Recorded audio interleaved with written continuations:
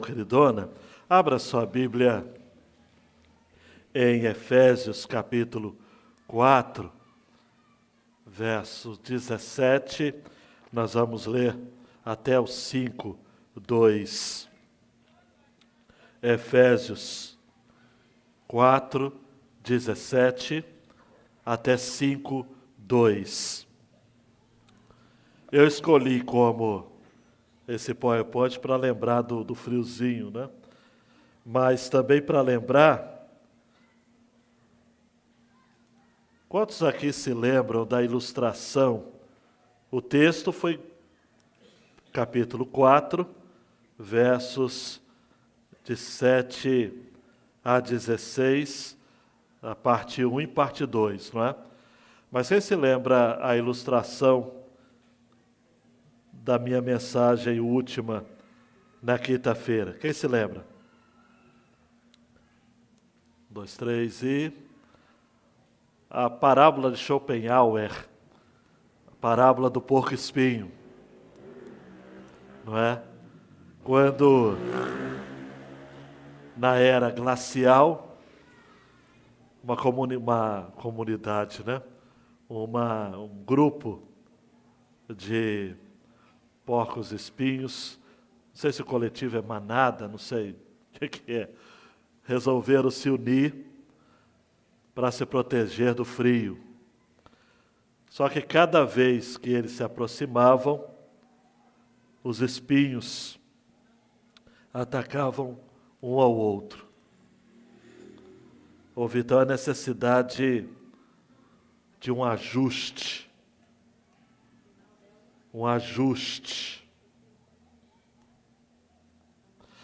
Paulo está no mesmo argumento de que para uma igreja de verdade viver a prática do Evangelho, o amor não pode ser apenas uma palavra. Eu já disse isso e repeti, mas é sempre importante relembrar. Efésios é dividido em duas partes. De 1 a 3, a história do Evangelho. O chamado, o propósito de Deus na eternidade para sermos alcançados por Jesus. E dos capítulos 4 a 6 é a prática do Evangelho. É o modo como nós temos de nos portar. E daí por várias vezes o verbo que Paulo usa é o verbo andar. Ele começa, versículo 1 do capítulo 4, dizendo: por isso eu, prisioneiro no Senhor, peço que vocês vivam. Isso é a Nova Almeida atualizada. A revista atualizada vai estar: peço que vocês andem de maneira digna da vocação com que vocês foram chamados. E daí então ele fala sobre a unidade da igreja, onde judeus e não judeus, que são chamados de gentios, gente que estava antes alheia aos pactos, agora fazem parte de uma igreja só, uma igreja junta e misturada. A unidade na diversidade. Deus nunca quis fazer da igreja, amados, um cartão postal para o mundo. Olha como essas pessoas são iguais ou se parecem. Não. Na ideia de Deus, a igreja é multiforme. Porque a graça é multiforme. E se a graça é multiforme, a igreja tem que ser multiforme. Brancos, negros, indígenas, ricos, pobres, todos juntos. Não deve haver acepção de pessoas. Tiago vai bater nessa tecla no capítulo 2 da sua carta. Daí então, amados, do capítulo 4, 17 até o capítulo 5, verso 2, a ênfase é de que crentes de verdade amam. Crentes de verdade pagam o preço de amar. Andam em amor. Então nós vamos, pela leitura, você vai perceber que Paulo começa a falar de como a gente não deve andar, porque os gentios, os que não conhecem a Deus, andam desse jeito, e ele vai estar descrevendo isso. Depois, o que aprendemos a Cristo, o que aprendemos de Cristo acerca da nossa experiência de mudança, de transformação. É um choque de realidade que a palavra de Deus nos dá. É como se Deus estivesse lhe pegando pelo colarinho, mexendo com você e dizendo, e agora? E depois Paulo termina falando como que a gente deve andar de agora em diante. Você que já está acostumado a me ouvir pregando, já deve saber que você não deve ficar preocupado se a gente vai terminar a mensagem hoje. É possível que não. Possível que tenhamos de deixar a outra parte, ou mais uma outra parte, para a próxima quinta. Não se preocupe, mas esteja atento. Quero aproveitar, e não posso ser deseducado a ponto de não saudar você que está na internet, você que está acompanhando aí. Espero que imagem, som, esteja tudo bem e que você também seja alcançado por essa palavra. Vamos ao texto? Efésios 4, 17 até 5, 2. Isto, portanto, digo, e no Senhor testifico, não vivam mais como gentios, que vivem na vaidade dos seus pensamentos, dos seus próprios pensamentos, tendo o seu entendimento obscurecido, separados da vida que Deus concede, por causa da ignorância em que vivem, pela dureza do seu coração. Tendo se tornado insensíveis, eles se entregaram à libertinagem, para, de forma desenfreada, cometer todo tipo de impureza. Mas não foi assim que vocês aprenderam de Cristo, se é que, de fato, ouviram falar dele e nele foram instruídos, segundo a verdade em Jesus. Quanto à maneira antiga de viver, vocês foram instruídos a deixar de lado a velha natureza, que se corrompe segundo desejos enganosos, a se deixar renovar no espírito do entendimento de vocês e a se revestir da nova natureza, criada segundo Deus, em justiça e retidão procedentes da verdade.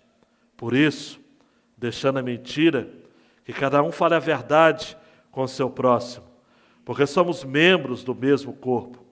Fiquem irados e não pequem. Não deixem que o sol se ponha sobre a ira de vocês, nem deem lugar ao diabo. Aquele que roubava, não roube mais. Pelo contrário, trabalhe, fazendo com as próprias mãos o que é bom, para que tenha o que repartir com o necessitado. Não saia da boca de vocês nenhuma palavra suja, mas unicamente a que for boa para a edificação, conforme a necessidade, e assim transmita graça aos que ouvem. E não entristeçam o Espírito Santo de Deus, no qual vocês foram selados para o dia da redenção. Que não haja no meio de vocês qualquer amargura, indignação, ira, gritaria e blasfêmia, bem como qualquer maldade. Pelo contrário, sejam bondosos e compassivos uns aos outros, como também Deus em Cristo perdoou vocês. Portanto, sejam imitadores de Deus como filhos amados e vivam em amor, como também Cristo nos amou e se entregou por nós, como oferta e sacrifício de aroma agradável a Deus. Você pode dizer amém? É muita preciosidade, né, gente? É muita pepita de ouro, pedra diamante para a gente estar trabalhando. João Renato, me ajuda aí. Crentes de verdade andam em amor e não como os que não conhecem a Deus. Essa é a grande ideia desta passagem. Crentes de verdade andam em amor e não como os que não conhecem a Deus. Amados, é interessante como que a mudança que Deus faz na nossa vida, ela é incrível. Assim como o verbo andar vai aparecer várias vezes nessa segunda parte da carta aos Efésios, do capítulo 4 até o capítulo 6, há uma palavra que vai se repetir algumas vezes ao longo de todo o livro também, e que nessa porção que eu terminei de ler, que eu vou estar trabalhando nessas próximas mensagens, ela é evidenciada, que é a palavra verdade. Verdade vai aparecer, capítulo 1, versículo 13, capítulo 4, versículo 15, 4, 21, 4, 24, 4, 25, 5, 9 e 6, 14. Repare que das 7 vezes que aparece a palavra verdade, 6 vezes está na segunda parte da carta, a parte prática. Verdade não é apenas o oposto de mentira. Verdade significa algo que é claro, algo que é transparente, algo que dá para ver. Crente de verdade não significa apenas, pastor, eu sou crente de verdade, porque eu não minto. Não, não. Eu sou crente de verdade porque eu dou testemunho de crente. Eu tenho cheiro de crente. Eu tenho fala de crente. Eu tenho olhos de crente. As pessoas ao meu entorno me identificam como crente. Os antigos vão se lembrar, eu não sou como Denorex, aquele que parece remédio, mas não é.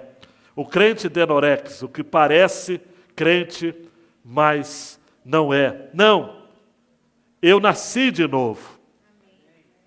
Eu sou nova criatura. No capítulo 2, no versículo 10, Paulo usa uma expressão lindíssima. Olhe para mim. Diz, somos feitura dele, criados em Cristo Jesus para boas obras, as quais Deus de antemão preparou para que andássemos nelas. Somos feitura. Quem está acompanhando as mensagens em Efésios, sabe que o original ali para feitura é a palavrinha poema. Somos poemas de Deus. Somos obras de arte de Deus. Fernanda. Daí eu quero dar crédito aqui a uma irmã que eu não conheço pessoalmente, mas seu esposo é meu aluno lá em Campo Grande, Mato Grosso do Sul, e talvez ele esteja até online, porque ela é muito tímida, e pedi permissão, porque soube que ela é uma poetisa, e no estilo antigo, e o nome dela é Evenise Monteiro. E ela escreveu, Pablo, a poesia Morri e Voltei Poesia.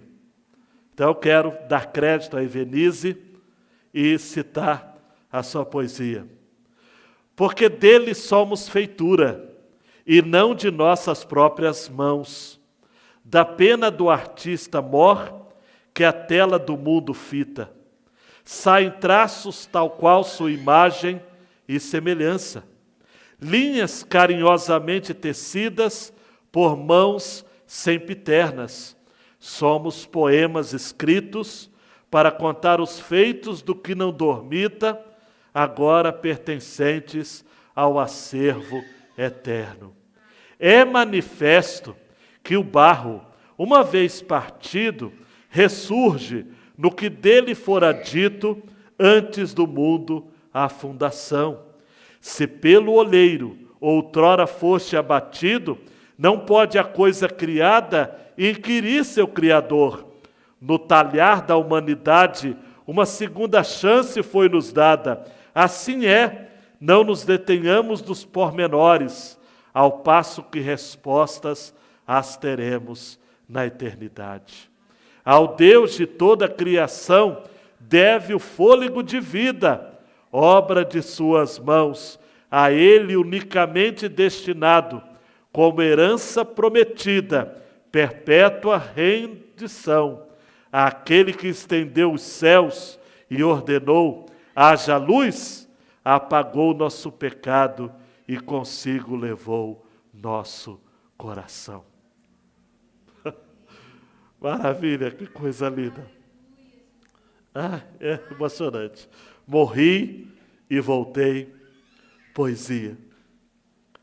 João Renato, o comportamento dos não crentes não pode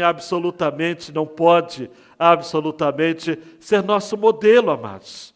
Vamos olhar agora aqui para como os não crentes vivem. Os não crentes vivem. E nós vamos fazer isso com humildade. Não vamos fazer isso com os dedos indicadores em riste, mas o faremos com humildade, lembrando até mesmo a nós mesmos que até pouco tempo esse era o nosso modus de vivente, o nosso modo de vida. Paulo começa, amados, no versículo 17, portanto digo no Senhor, testifico. A palavrinha testifico aqui significa falo solenemente diante do juiz e diante das testemunhas. É um termo forense, é o termo penal, usado em contextos de juízo, de sala, de júri. Não vivam mais como gentios, não andem mais como gentios. Quem são os gentios? Os não crentes, os não judeus, os que foram afastados da aliança, dos patriarcas. Como que eles vivem? Eles vivem na vaidade dos seus próprios pensamentos. Acompanhe o texto. Tendo seu entendimento obscurecido, separados da vida que Deus concede, por causa da ignorância que vivem, pela dureza do seu coração, tendo se tornado insensíveis, eles se entregaram à libertinagem, para de forma desenfreada cometer todo tipo de impureza. A Ara traduziu assim, a revista atualizada, né? Não mais andeis como também andam os gentios. Não dá, amados. Não dá. Paulo já havia dito no capítulo 2, versículo 12, na mesma carta aos Filipenses, naquele tempo vocês estavam sem Cristo, estavam separados da comunidade de Israel, estranhos às alianças da promessa, não tinham esperança, sem Deus no mundo. Paulo está dizendo, vocês querem voltar a viver assim? Pedro vai dizer na sua primeira carta, capítulo 1, versículo 18, sabendo que não foi mediante coisas perecíveis, como prata ou ouro, que vocês foram resgatados da vida inútil que seus pais lhes legaram. Como é a vida dos não crentes, amados? Uma vida inútil, vazia, sem sentido, sem significado. Paulo usa a palavra andar. Andar tem a ver com a nossa vocação, o nosso chamado, o modo, meus queridos e minhas queridas, como nós nos portamos, como nós procedemos, como nós organizamos a nossa vida. A pergunta que não quer calar é qual a nossa vocação, qual o nosso chamado. Se somos crentes, o nosso chamado é seguir a Jesus. Temos de ser discípulos dele. Temos que passar a nossa vida inteira crescendo para e com ele. E isso não diz respeito do cinema apenas a uma área da nossa vida. Não é apenas uma questão de teologia ou de doutrina. É prática. É discipulado. É transformação da mente. É mudança. Mais tarde, Paulo vai estar dizendo, nos versículos 22 a 24, ainda do capítulo 4, quanto à maneira antiga de viver, vocês foram instruídos a deixar de lado a velha natureza. que se corrompe segundo desejos enganosos, a se deixar renovar no espírito do entendimento de vocês e a se revestir da nova natureza criada segundo Deus, lá em Gênesis 1, 26. Em justiça e retidão, procedentes do quê? Da verdade, da transparência, da clareza, da autenticidade. E eu vou estar falando sobre esses 3 verbos: despojar, renovar, revestir. Amados, nós precisamos entender de que esse modo de vida que o texto nos expressa aqui tem que fazer parte do nosso passado. Porque quando compreendemos que nós estamos caminhando com Jesus e para Jesus, temos que crescer junto dele. Temos que avançar. Eu gosto muito do verbo andar aqui. Acredito que a Nova Almeida Atualizada traduziu aqui como viver, mas ainda não comunica a força do original. É andar, porque a vida, amados, é uma caminhada. A vida é uma jornada. A gente começa e a gente não sabe como vai terminar. Ou melhor, nós sabemos, mas não temos os detalhes. Eu gosto de pensar, conforme David Blackney, naquele livro Conhecendo Deus e Fazendo Sua Vontade, nem sei se o meu nome dele é David, né? Mas eu sei que o sobrenome é Blackney. Ele disse o seguinte: Deus, quando mandou Abraão sair da sua terra, em Gênesis 12, ele falou, sai. E talvez Abraão teria perguntado, e o mapa? Vou para onde? Deus disse, não tem mapa. Sai para a terra que eu te mostrarei. Leal Deus não nos prometeu dar nenhum GPS, Google Maps. Nenhum. Ele falou, obedeça. Para o próprio Abraão, mais tarde, ele diz, anda em minha presença e ser perfeito. Andar comigo.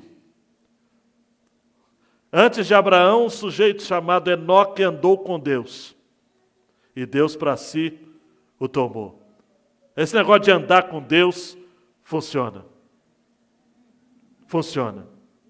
E agora Paulo está dizendo, não andem como os gentios. Por quê? Vamos a alguns detalhes aqui, não é? Porque os gentios, os não-judeus, aqui trazendo para o nosso entendimento como os alheios a Deus, eles vivem na vaidade dos próprios pensamentos. Eles são vazios, são fúteis. Eles andam sem saber quem são. A palavra vaidade no original significa vazio. No hebraico, Eibel. No Antigo Testamento tem a ver, é o nome de Abel mesmo. É vapor, é sopro, é vento. Por isso que Salomão, os Eclesiastes, vai dizer que tudo era vaidade. Não é vaidade no sentido português, no sentido da mulher. Eu falo da mulher, mas tem homens vaidosos que gostam de aparentar bem e para causar na internet. Não, não. É coisa que passa. É aquilo que Salomão disse ao final de Provérbios. Enganosa é a graça, vã a formosura. Mas a mulher que teme ao Senhor, essa será louvada. Os não crentes, amados, vivem na vaidade dos próprios pensamentos. Vivem. Está difícil, amados. As pessoas, elas andam ao calor das emoções, ao tempero de perversidades, de fragilidades. Não dá. Olha, se você é crente e assiste telejornais ou acessa as mídias para estar bem informado, eu deduzo que você, quanto eu, nós só mantemos a nossa sanidade depois de vermos tudo e orarmos o dobro de tempo. Para cada hora, sabendo das notícias do mundo, você deveria viver uma outra hora em oração. Porque eu não sei quanto a você, amados. Uau! Guerra, desaparecimento, e agora encontrando, por exemplo, eu não sabia, pastor Fernandes, que havia essa expressão, remanescentes, como é que chama? Humanos. Eu nunca tinha ouvido falar dessa expressão. Foram encontrados remanescentes humanos. Acerca daquilo que sobrou dos corpos do Bruno e do Dom. Vaidades dos seus próprios pensamentos. As pessoas, amados, não dão valor à vida. As pessoas não dão valor à ordem. Não dão valor à justiça, à retidão. Eu poderia estar falando mais aqui. Tendo seu entendimento obscurecido. A ideia aqui, amados, são pessoas que vivem em trevas. Entendimento obscurecido. Gente que tem as mentes que crescem duras como pedras. Da ideia de gente com uma insensibilidade para com as coisas mais importantes, em relação a Deus, aos valores morais. Só para adiantar aqui, separados da vida que Deus concede por causa da ignorância que vivem, pela dureza do seu coração. Obscurecido, dureza, trevas que dão origens a práticas que levam à dureza do coração. A palavrinha obscurecido no grego dá a ideia de alguém que está com calo. Quando você tem calo, ele dói por algum tempo. Mas depois de algum tempo, vai ficar a marca do calo. E não dói mais. É feio, mas não dói. Gente que fica assim, ó, com a consciência calorizada, cauterizada. Gente, amados, que não chora mais. Entendimento obscurecido. Separados da vida que Deus concede. Em outras palavras, Ramos, está vivo, mas está morto. Porque se está separado da vida que Deus concede, já não tem mais a vida de Deus. Se você quiser falar bonito, tem a bios, a vida biológica, mas não tem a zoe, a vida existência, consciência. Não tem. Mortos-vivos, mortos que andam. Gente sem sensibilidade humana, separados da vida que Deus concede, por causa do quê? Da ignorância que vivem. Ignorância. Por promiscuidade, amados. A palavrinha aqui para ignorância é isso. É luxúria, licenciosidade, lascívia, desaforo, insolência.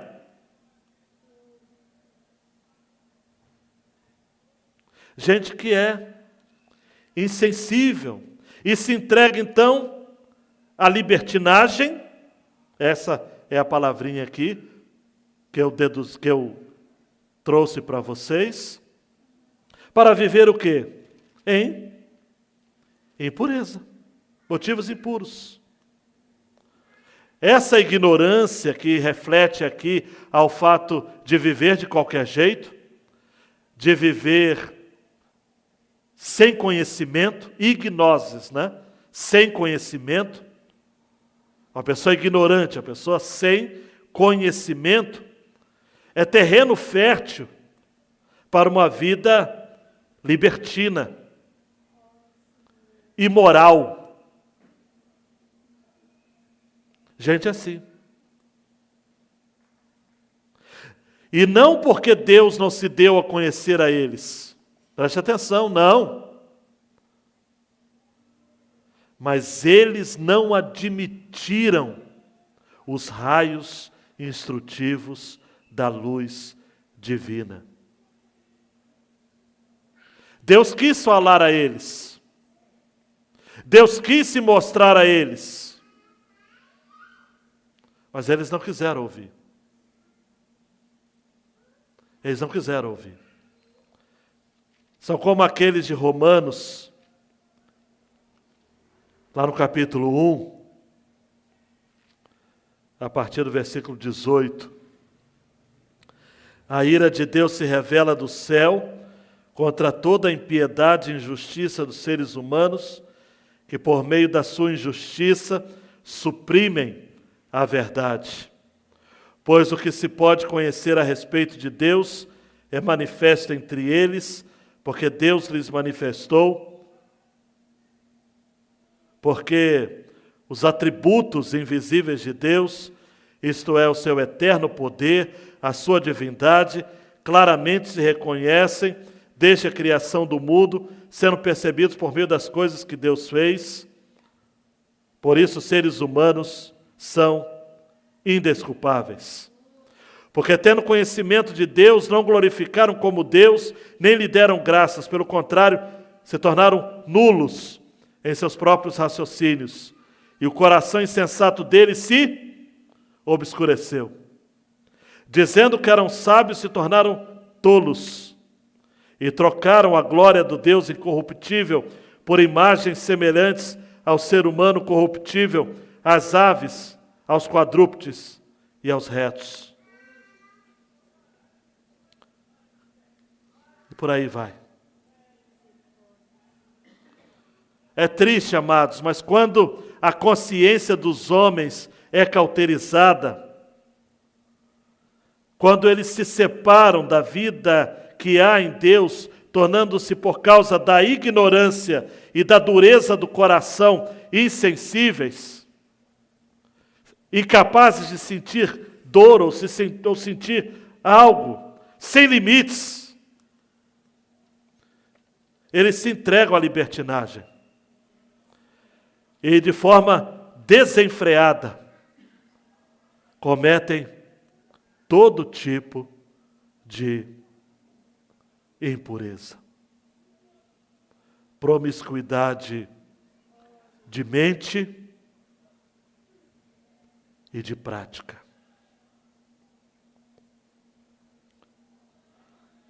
João Renato, mas Paulo diz, não foi assim que vocês aprenderam de Cristo? A Ara traduziu assim, mas vocês não aprenderam, não foi isso que vocês aprenderam a Cristo. De Cristo ou a Cristo. Não é isso. Se vocês ouviram falar dele, preste atenção, se vocês foram instruídos, a palavra instrução aqui vem da palavra didática, não é? Vocês foram ensinados, segundo a verdade em Jesus, quanto à maneira antiga de viver, vocês foram instruídos a deixar de lado a velha natureza, que se corrompe segundo desejos enganosos, a se deixar renovar no espírito do entendimento de vocês. Vocês não podem mais manter o entendimento de vocês obscurecidos. Está na hora de vocês irem para a luz. A luz revela tudo, as intenções mais internas do coração. Vocês não são mais ignorantes. Vocês agora são instruídos. O contrário da ignorância. Vocês foram instruídos, vocês ouviram e vocês foram instruídos. E agora vocês podem praticar. Meu Deus do céu! Tem que mudar de vida. O Eugene Peterson traduziu assim essa porção. Mas isso não é vida, gente. Vocês aprenderam de Cristo. Acho que aprenderam direito, que foram bem instruídos na verdade, exatamente como a temos em Jesus. A desculpa da ignorância não vale mais. Tudo, e quero dizer tudo mesmo, que está ligado àquele velho estilo de vida, tem de ser abandonado. É pura podridão. Doideira total. Saiam fora. Agora é hora de ter um estilo de vida totalmente novo, zerado. Uma vida planejada por Deus, renovada a partir de dentro. Uma vida que muda para melhor a conduta de vocês e que faz o caráter de Deus tornar-se realidade em nossas vidas. O que é que você está aprendendo de Cristo? Ou, na versão da revista atualizada, o que vocês estão aprendendo a Cristo? Calvino ajuda. Não surpreende, pois, que aqueles para quem a ilusão dos sentidos é sua norma de vida se envolvam em imundas concupiscências. A doutrina de Cristo, porém, nos ensina a renunciar nossas disposições naturais. E aí, preste atenção, se segurem na cadeira, porque você vai ter vontade de fugir. Aquele, Calvino diz, cuja vida não faz diferença alguma da vida dos incrédulos, na verdade, nada aprendeu de Cristo, pois o conhecimento deste não pode ser dissociado da mortificação da carne. Preste atenção. Vocês ouviram falar dele? Sim ou não? Foram instruídos? E se vocês ouviram e foram instruídos, lembra da historinha que Jesus contou dos dois solos, dos dois fundamentos? Mateus capítulo 7, daquele que constrói sobre a areia e daquele que constrói sobre a rocha. A partir do versículo 24, ele fala: todo aquele, pois, que ouve essas minhas palavras e as pratica, será comparado a um homem prudente que construiu sua casa sobre a rocha. Caiu a chuva, transbordaram os rios, sopraram os ventos, bateram com força contra aquela casa, ela não desabou, porque tinha sido construída sobre a rocha. Ouvir. Um dos grandes problemas, amados, que a Bíblia relata desde sempre, é de que grande parte das práticas pecaminosas, ou para usar uma expressão, dos padrões pecaminosos, começam quando deixamos de ouvir e de aprender de Cristo. Temos de despojar, renovar e revestir. Versículo 22. Quanto à maneira antiga de viver, vocês foram instruídos a deixar de lado, despojar a velha natureza. Spurgeon disse certa feita que o homem velho tem que ser sepultado, mas tem que ser cavado mais do que o habitual, para que o homem velho não encontre força para vir para fora. Tem gente aqui que, vez por outra, tem que vigiar. O homem velho Está muito forte ainda, hein? Vez por outra ele aparece. E aparece com força. Deixa de lado. Romanos 6,6 a dizer: nossa velha natureza foi crucificada com Ele, com Cristo, para que o corpo do pecado fosse destruído e nós não sejamos mais escravos do pecado. Olhe para mim, aquela velha natureza não lhe pertence mais, aquela que se corrompia segundo desejos enganosos. Não. Não. Me lembro de uma canção que cantávamos quando criança. Estou seguindo a Jesus Cristo. Desse caminho eu não desisto. Estou seguindo a Jesus Cristo. Para trás, não volto. Não volto, não. Velha natureza. Deixa fora. A se deixar renovar no espírito do entendimento de vocês. Nós não éramos obscurecidos, amados. Agora nós somos renovados. E eu sei que tem gente que fica pensando, mas pastor, como é que eu vou me renovar? Você vai se renovar. Romanos 12:2 para você. Não vivam conforme os padrões deste mundo, mas deixem que Deus os transforme pela renovação da mente, para que possam experimentar qual é a boa, agradável e perfeita vontade de Deus. A ideia aqui de renovar é manter-se novo, novamente. Aquela mudança, aquela renovação no entendimento, na mentalidade, nos valores.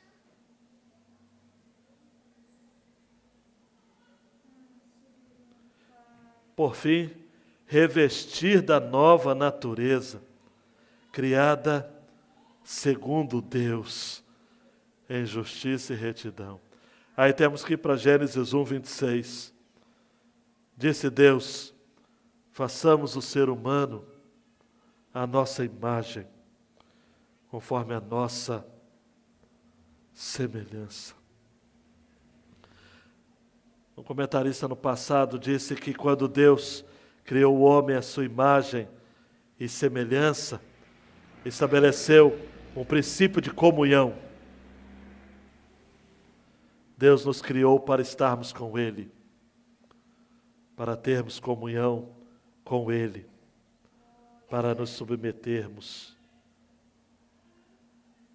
inteiramente a Ele.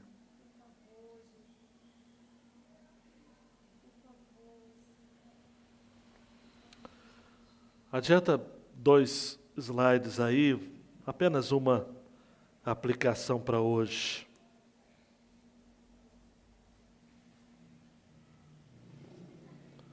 Na verdade, 2. Primeiro, nós somos marcados por um andar diferente do mundo. Ser crente não é modismo, é mudança de vida. Eu não vou citar nomes, mas essa semana eu vi que saiu na mídia uma notícia de 2 cantoras, pelo contexto, alguns de vocês vão saber, são 2 irmãs que estão brigando entre si. Uma delas já disse: eu vou me separar da dupla, porque agora eu quero ter uma carreira gospel. E já está até com louvor, entre aspas, gravado. Não é isso. Não é ser gospel, não é dizer... Aí diz que perguntaram para ela, porque ela foi criada na igreja, essa menina, desde 4 anos de idade. Cantava na igreja como uma das nossas meninas aqui. E aí ela, a irmã, faz um sucesso estrondoso. E ela, vez por outra, ainda ousa dizer que ela é evangélica. Aí perguntaram para ela um dia, Yara, e aí, quando que você vai cantar para Deus? E ela disse, no tempo certo.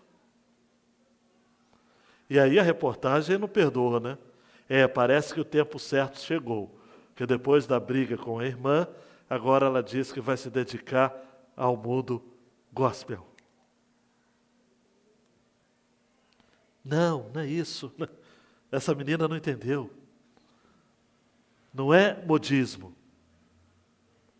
É mudança de vida. Não é deixar de gravar música de sofrência ou de o que seja para cantar gospel. Não é isso.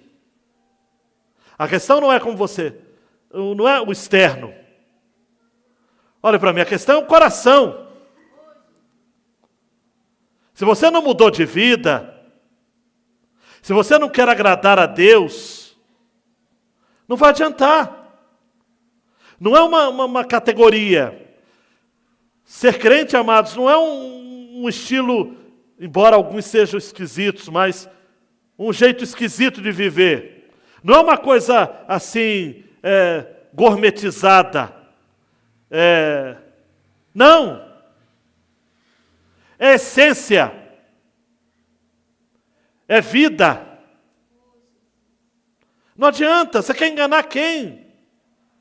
Paulo vai dizer aos Tessalonicenses, 1 carta 4, 1 e 2, finalmente, irmãos, pedimos a vocês e os exortamos no Senhor Jesus, que assim como aprenderam de nós a maneira como devem viver e agradar a Deus, efetivamente estão fazendo, continue progredindo cada vez mais. Porque vocês sabem quantas instruções nós demos a vocês. Naquilo que vocês já sabem, progridam. É inadmissível que nós tenhamos aqui nessa audiência pessoas com 10 anos de crentes têm que ser 10 vezes mais crentes do que eram no começo. Andar com Deus. Temos que andar com Deus. Segunda e última. Nós temos de nos portar no mundo com a máxima transparência. Como eu aprendi de Cristo ou como eu aprendi a Cristo. Nós somos imitadores de Cristo. É a Ele que seguimos. Dando 2 cliques aí para ficar só a grande ideia, meu queridão. Na próxima quinta eu termino mais uma. Eu não coloquei a última tela da grande ideia, né? Mas só para ficar essa grande ideia. Isso, crentes de verdade andam em amor e não como os que não conhecem a Deus. E você só vai andar em amor se você andar em Cristo. Não vai depender de você nunca. Por isso que eu quero terminar com uma citação do C.S. Lewis. Você segura aí, porque como diz os irmãos pentecostais, é forte. Ele diz: perca a sua vida e salva-la-á. Submeta-se à morte das suas ambições e dos desejos prediletos todos os dias, e à morte de todo o seu corpo no fim. Submeta-se com cada fibra do seu ser e encontrará a eternidade. Está prestando atenção? Não tente reter nada. Nada que você não tenha entregado chegará a ser realmente seu. Nada em você que não tiver morrido poderá algum dia ressuscitar dos mortos. E aí o grande finale. Busque-se a si mesmo e a longo prazo só encontrará ódio, solidão, desespero, rancor, ruína e decadência. Busque a Cristo e você o encontrará, e com Ele tudo o mais. Abaixa sua cabeça, vamos orar. Ai. Quanto mais você buscar andar por si mesmo, você só vai encontrar ódio, solidão, desespero, rancor, ruína, decadência. Agora, quando você buscar Cristo, você o encontrará. E com Ele, tudo o mais. Nós vemos nesta noite como andam os não crentes. Como que o fim deles é a libertinagem, é o desvario, é a impureza. E vemos o que aprendemos de Cristo ou a Cristo. O despojar, o renovar e o revestir. Para sermos o homem a quem Deus criou, em Gênesis 1, 26.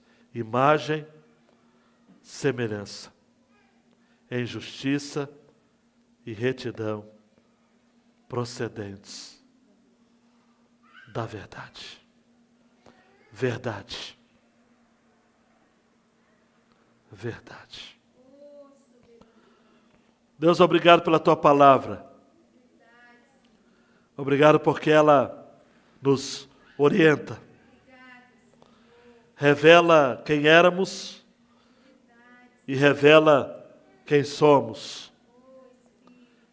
E na quinta-feira que vem, nos revelará como devemos ser. Obrigado pela Tua palavra, por cada pepita, por cada pedra preciosa, explanada, exposta aos nossos corações. Obrigado porque mais uma vez foi verdade. Ela não voltou vazia. Ela não voltará vazia. Captura os nossos corações. Ensina-nos a trilharmos os Teus caminhos. Hoje e sempre. Amém. E amém. Ore silenciosamente e estaremos dispensados nesta noite, deste culto. Mas ore, dizendo: Deus, eu aprendi que a minha vida tem que ser diferente para eu ser crente de verdade.